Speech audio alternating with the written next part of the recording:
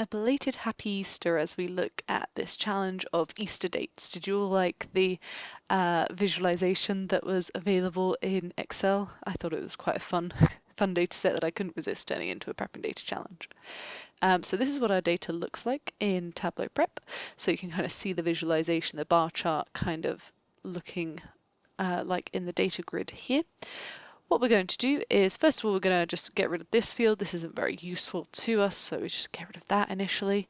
And then we're going to use this F2. That's going to help us to find basically our x-axis, so those null values there. And any non-null values are going to help us with ordering these dates as well, so we know which ones are the years basically for those bars. So I started off with the years because they're slightly easier to think about, so I just excluded the nulls from that F2 column. So I'm just left with the years, and then I could get rid of that field. I went through and I changed some data types just so they were all whole numbers. I'm not sure if that was necessarily a necessary step, but that's what I went and do. So for F13 and F3, those are the ones that would have March or April at the very bottom of those fields, but obviously we've filled those out now. And then I'll just went straight into a pivot. So I used the wildcard pivot search with a capital F here, and that just gets every single field that we have there. All, how many are there? All 35 fields. And then pivots them down, so we have the years and then what column they're sitting in, so that then helps us to then link them back to the x-axis position. So we just rename that to be column and year, and like I say, that's the slightly easier route.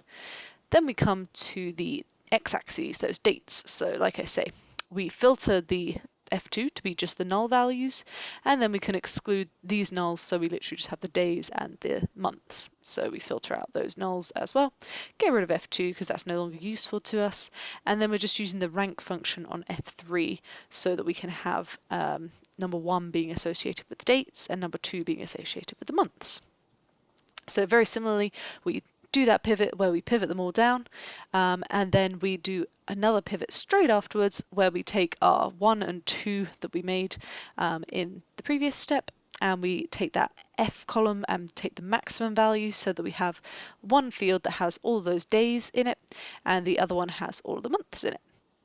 I say all of them, of course we only have the month name in 2 of those rows at the moment. We've got null values everywhere else, so we'll have to do a little bit of fill down. But first of all, let's just rename some fields. So we've got the day, the month, and the column. And then we'll just put an order to this. So basically, we're just going to take this column, duplicate it, remove the F letter from the start, and then we'll just be left with the numeric values, which will give us our order. So that's how we do that. So let's take our column, duplicate it at this step, and then remove the letters from there, change the data type to numeric, and then just rename it to be order.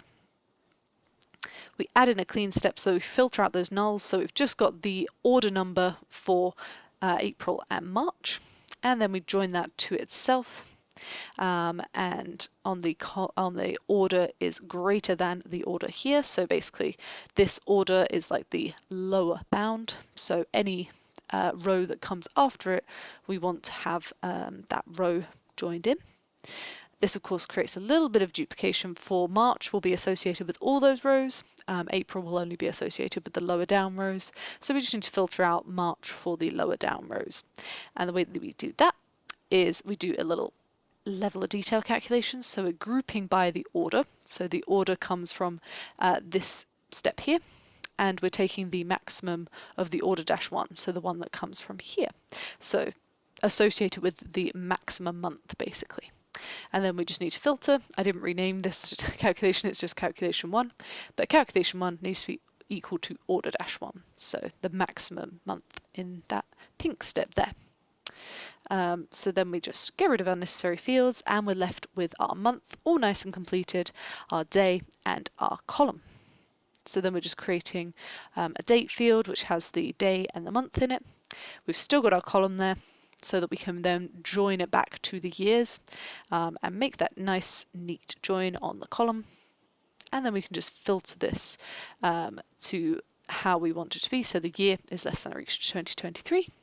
I could have made that dynamic by doing like a date, a today function and taking the year part, Oh well, we'll keep that bit simple, shall we? And then the only bit left is to make a date. So we just make a calculated field called Easter Sunday, wrap a date function around the date plus a space and then the string version of the year, and that gives us our Easter Sunday date.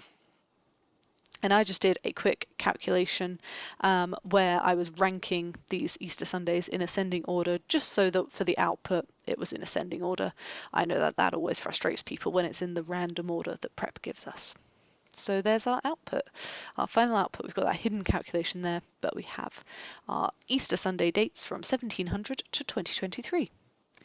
So hopefully you found that challenge a little bit of fun, and thanks very much for watching.